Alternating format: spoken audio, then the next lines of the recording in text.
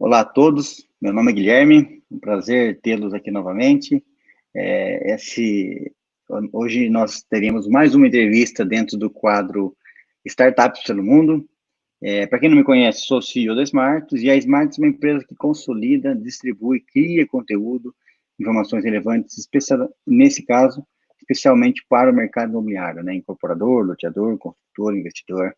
Essa entrevista ela vai ser gravada em inglês, então ela está sendo gravada e vai ter, então, legendas para aqueles que querem nos assistir posteriormente lá no Smartus Play. Então, olá para você que está nos assistindo no Smartus Play.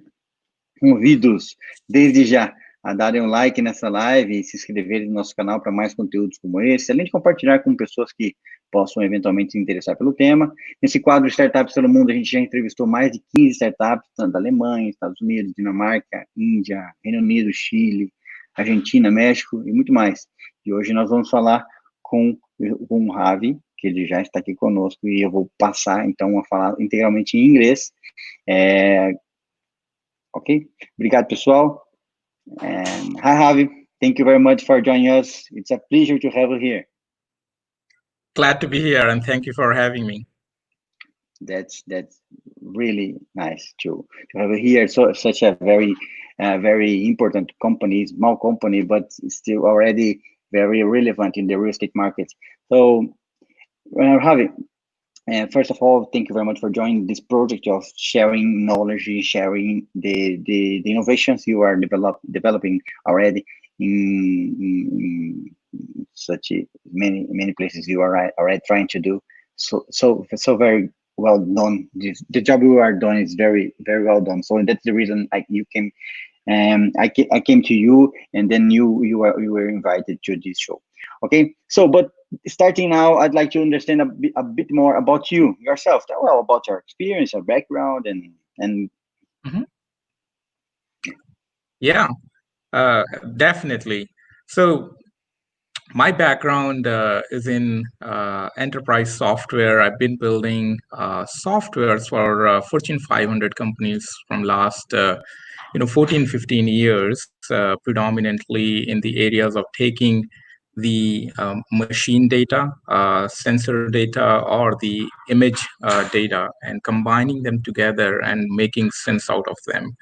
And throughout that process, I've been fortunate enough to work in different capacities, starting with just developing solution and then growing the solution into different markets. So that gave me exposure to work in countries like Asia, Europe, and then Canada, and also now in United States. And throughout that experience, what I learned is some of the industries that are now ripe for solution, that we call it. And through that experience, I see the industries like construction, mining, or similar type of industries where a lot of data has been collected, and the digitization, virtualization, and the application of artificial intelligence will play a key role. And throughout that process, I fell into one of the problem. And to start, I just looked into more problems in detail. And that's where the company has been created now, is Strayos. So overall, I'm a technologist. I like solving problems through the utilization of software and the data. So that's been my core experience. That's nice. And well, understanding when you create Strayos, what was the problem you are trying to solve? Yeah. So it's interesting how the company was started. So I'll just give a little bit of flavor of what we kind of were doing, and then how the company was created. So I mentioned I was working for different companies and solving different customers' problem. One of the problem that we looked into, or I personally was in charge of developing, is like how we can take the sensor data at the level where the network towers are established, and then also applying the image data to build more of a geospatial modeling, so that we can understand how where the fault could happen in the network towers. So that was more for a telecom company, but as we started to develop that program didn't proceed further. But during that process, I learned that I would just continue this as a side project because this is interesting. And what I learned from that process is the similar applications. There is a lot of similarity in different industries, by utilizing the same applications. But I was just working as a side projects during the same time period. One of the gentlemen who is now in our company, he saw the benefits that what it could solve, that as a side project in the areas of construction, mostly pre-excavation, where when you're just started to develop, you have an architecture plan and how you want to better understand about your earthwork process, excavation process. And then also after as you're layering the different information for your planning the real estate development, how the majority of the problem happens if project execution perspective, we started to understand. And then also then we started to look into the similar adjacent industry, the mining, which was majority for our problem, and the first early customers came in. But the same applications we started to target into different industry. So essentially what we do is we take the data that has been collected by camera sensors from the job sites, which are, let's say, installed on the construction sites, or the any other sensors. We combine them, generate 3D digital twin models, and then we have various analytics, artificial intelligence, which tell them about the excavation process, how they should excavate better, and what's their piling method should be, whether the design is matching with the as of today's execution or not, whether they would have delays in the project or not. So that's been our core focus of how we are solving the problem. Very interesting. And well, if people want to buy something from you, what exactly are your products and solutions? Yeah, so our products and services, the way we offer is it's a software, and our customers utilize this software to have them enable to utilize the data that's been gathering to get meaningful information. So I'll give you a use case example. In case of a construction companies or a general contractor, they're starting with a use case in mind, that how they want to meet their project deadline, right? And they need to collect the data either on a daily basis or on a weekly basis. One of the issues that they always run into, how they can update their digital twin models on a frequent basis so that they can see whether they are progressing in a right direction or not. Because construction, or even in the mining excavation, it's a constant moving factory. So there's a lot of moving pieces going on. And if we can provide them a solution which they can gather data through aerial drones or the cameras which are installed on the job site, we are enabling them to not only take that data, but also process the data very fast within an hour, and then generate the digital twin models, and then further bring that analytics about and different reporting techniques about project tracking, project executions, showing them the next few months timeline, whether if they continue in this way, if there are deviations, how they can control that deviations here.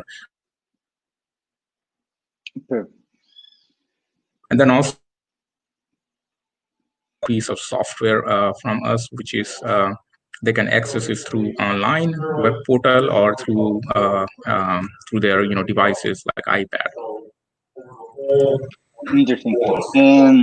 And what are the key points of differentiation of your company? Yeah, the key points of differentiation is we are truly enabling the field workers. So field workers, when I say, if I am a general contractor or a construction site manager, I would want to know each of my projects which are running within the construction site, whether they are on track or not.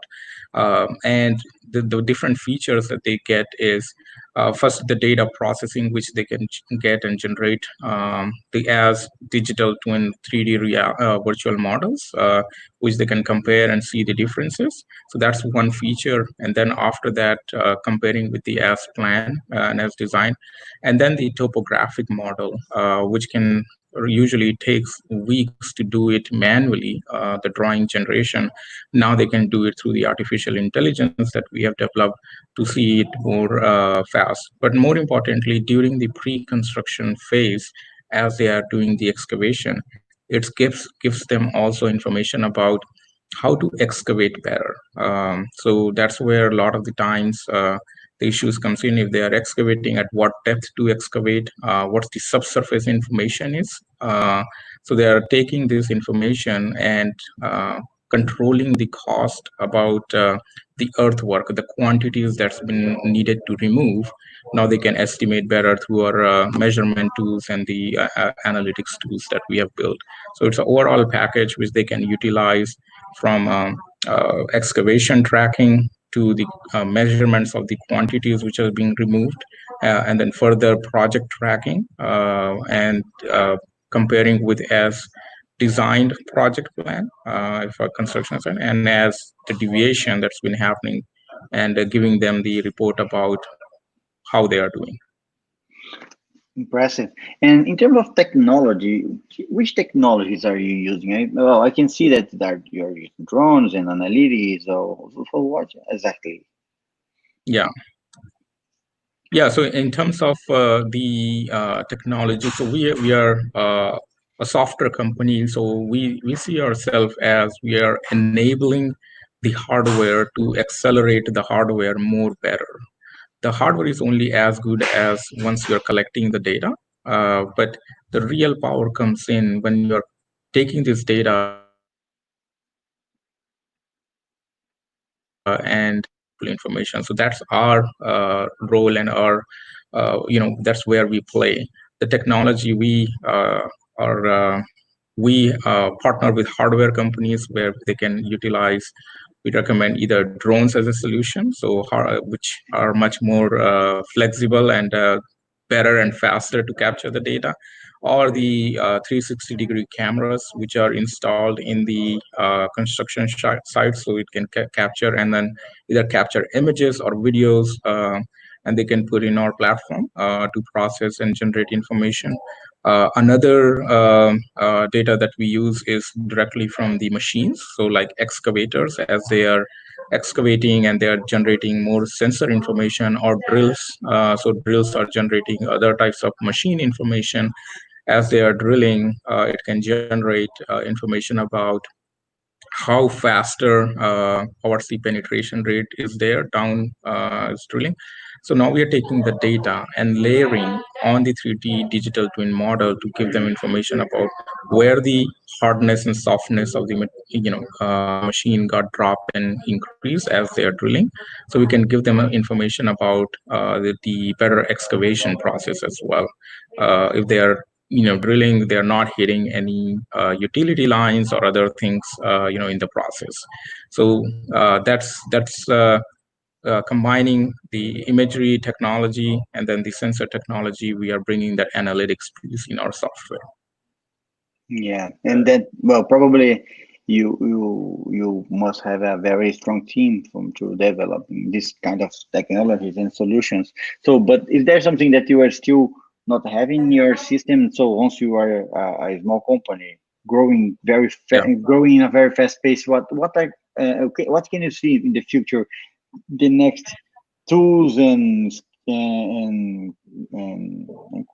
skills of your system? So, and that you to have for the things that you are still developing. So so the way we see the future for us is we want to have our technology put into the hands of as many as general contractor constructions or real estate developers, large real estate developers, or just overall civil market. That's where we our focus has been, and uh, the technology scalability perspective, we see that uh, it makes a lot more sense. It's to put it directly into the OEM level. So let's say if you have machines which are already moving there, and then data being collected and processed directly at the machine level, so that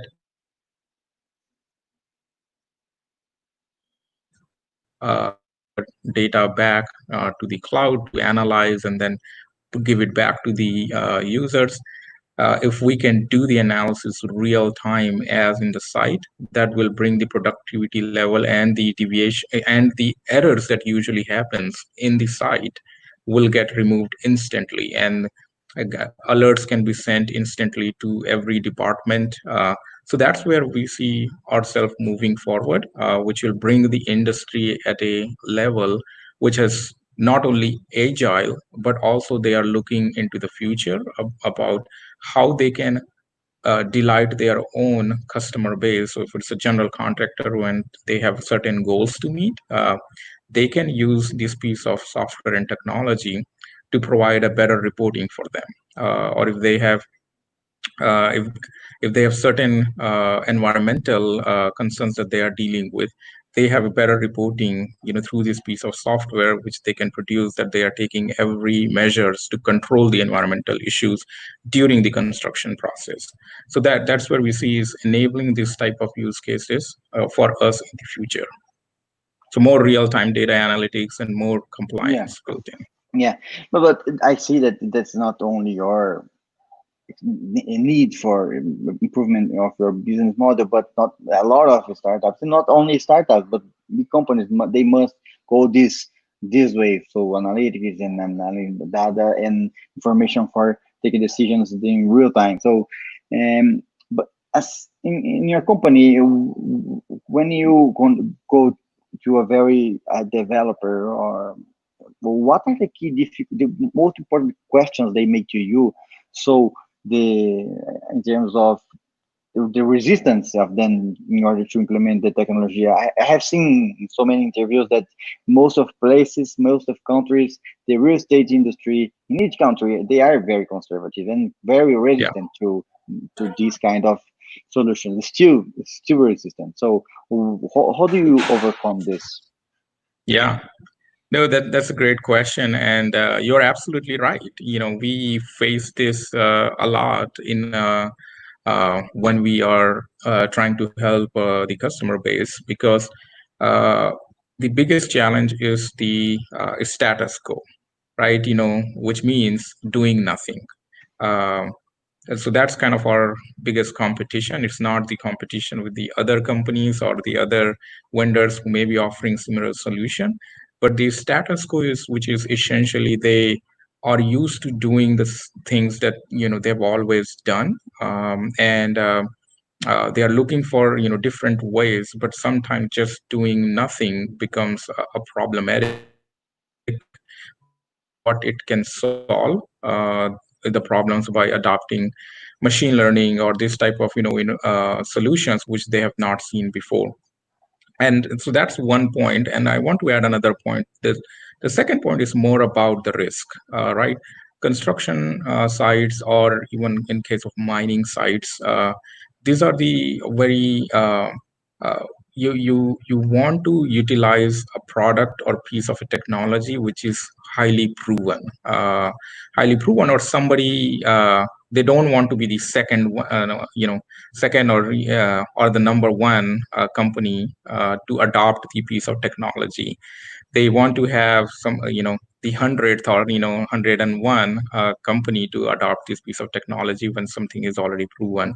So that's the major hurdle that usually the startups face, or I consider kind of in that category that we go through. But once we have one or two champions within the organization who understand what value it can bring in, we usually get success by enabling that use case within the same organization. And then I'll add another point, that and it's mostly about the friction, the training and the friction. If there is a lot more complexity in just implementation side, uh, which means we are asking them to put more hours from their operational job, which is basically they are always busy in the site. And if we have them to learn the software, yeah, which is taking extra time, so that's another friction that usually comes in. So that's why we are always looking to how we can implement where they have zero training time and everything is more automated, but at the same time, it's more highly accurate as well. Yeah, sure. And in terms of successful case, can you tell us some case that you were like, well, you are proud of? Yeah. So I'll tell you one kind of related to more real estate developer, and then one related to on the mining side, and uh, more in the real estate developer side. We have large real estate developers using in Asia, where they wanted a system which is basically can help them really do the progress tracking as they are developing the site, and also measure the quantities in such a way that they can uh, have no errors, how much that they are when they are the foundation generation is happening, or when they are doing the earthwork.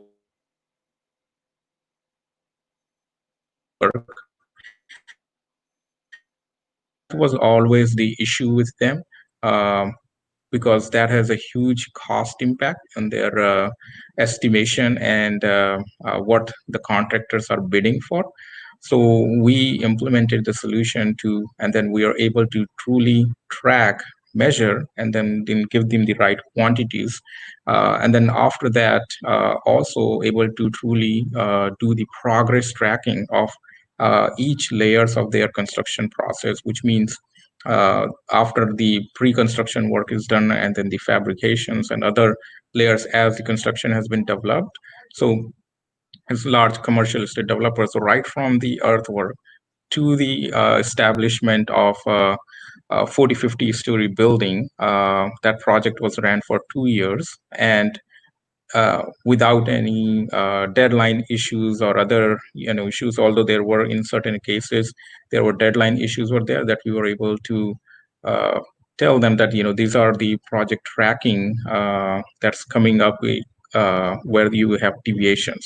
So this is one thing they were able to reduce, not only the errors in the cost estimation that they usually had, where they have to either pay more to the on the quantities that they've been bid for. So they're able to really control that part by having more accurate cost estimation on the quantities. And then also the project tracking, they were able to reduce and hold the every part of the team more accountable. Why, if there is errors happening, what level of errors happening, and also give a proper report to their bankers if the project is not coming on timeline. So it's a complete documentation from the start to the end that they can see.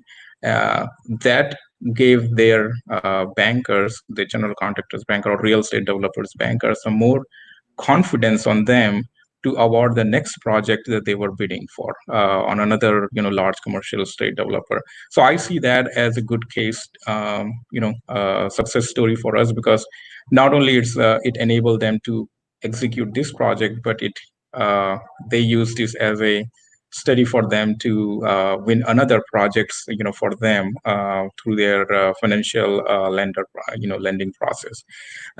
Another case study on the mining side, what I see is we help generate digital twins and also subsurface information where the drilling and excavation happens. So we help understand where to drill, how deeper to drill, and what exactly the mineral properties are, so that they only drill on the areas where the abundance of minerals are. And then also we help them to type of analytics there. In this case, they were able to really save on their drilling costs by not unnecessarily drilling 30% more, which saved them again. Again, in terms of like up to roughly roughly $3 million, in just that in that instances. So and also get the better properties of minerals that they were looking to generate. So this is one of the another case study or the success story we see coming out through our analytics platform. That's very interesting. So your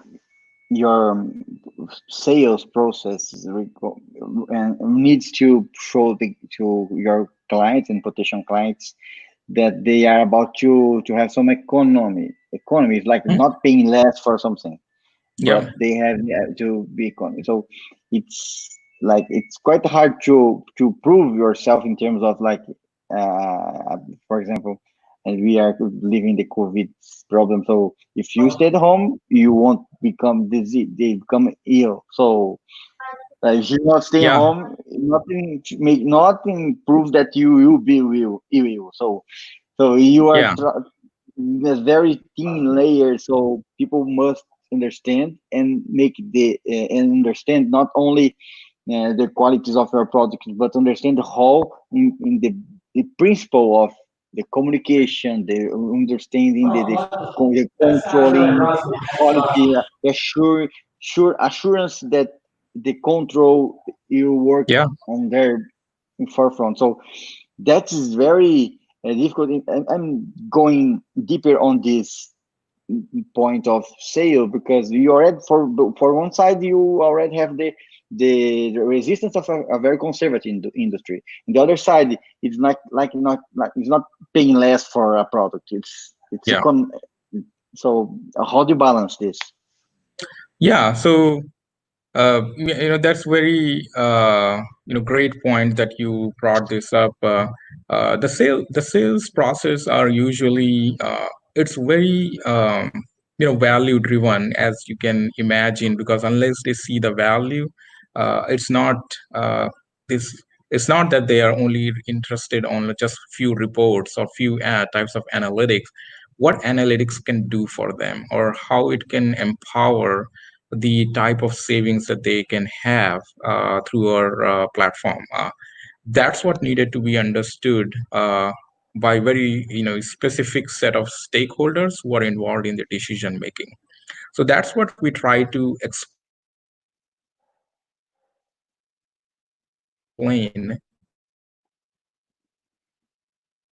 couple weeks or in a month. It's a longer process where we roll out a project with them, and we build an implementation plan within 6 to 10 weeks, and we show them the value that this is what you have been doing, and now implementation of Strayos, this is what the results are coming for you. Do you think that there is a value here for you?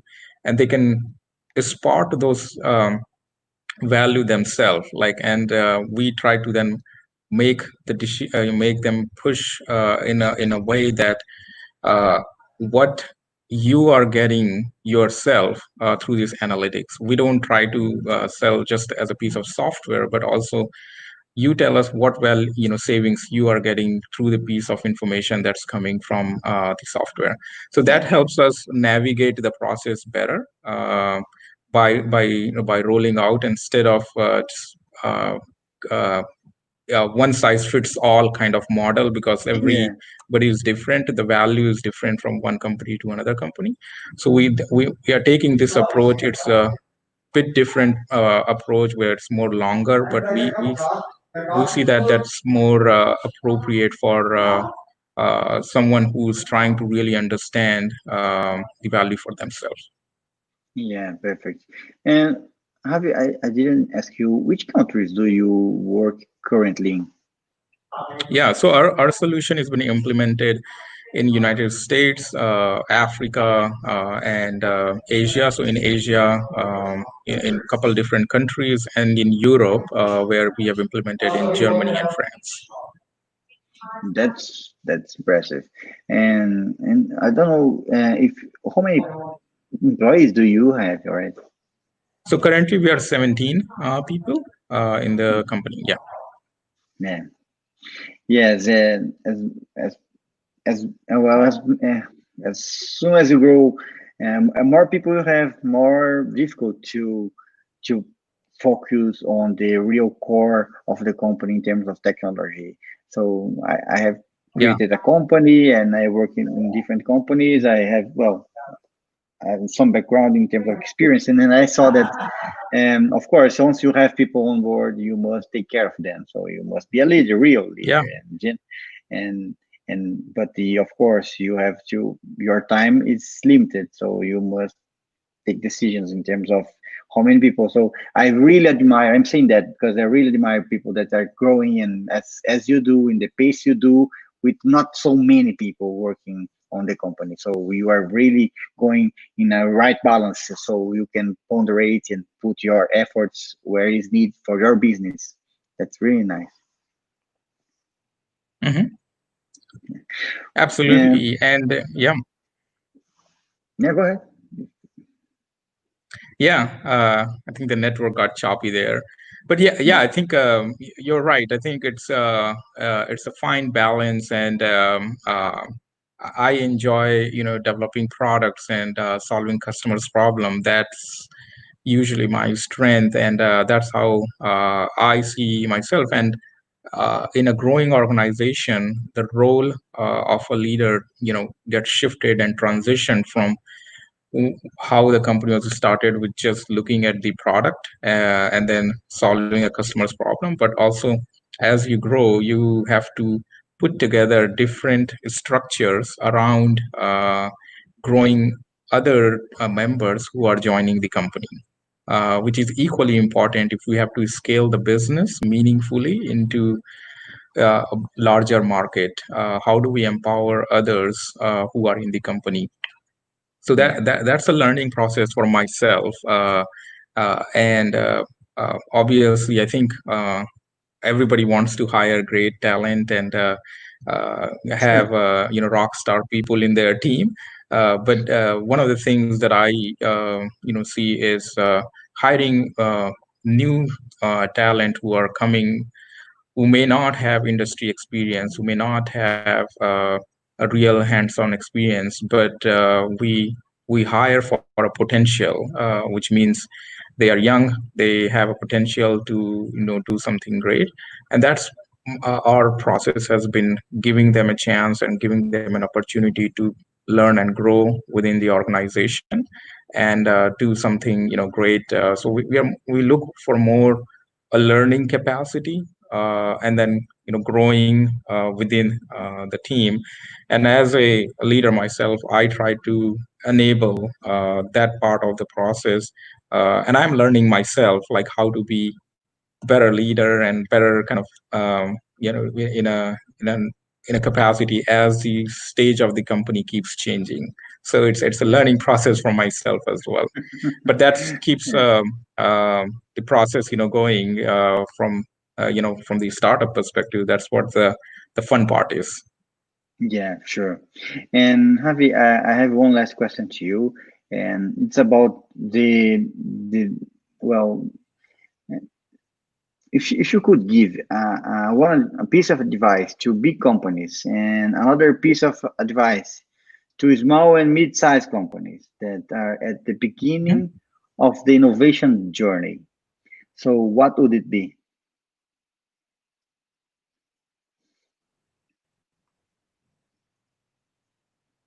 Yeah. Uh, uh, the way I see is it's a beautiful thing to have the larger companies working with the smaller or mid-sized companies and really thinking about the innovation piece.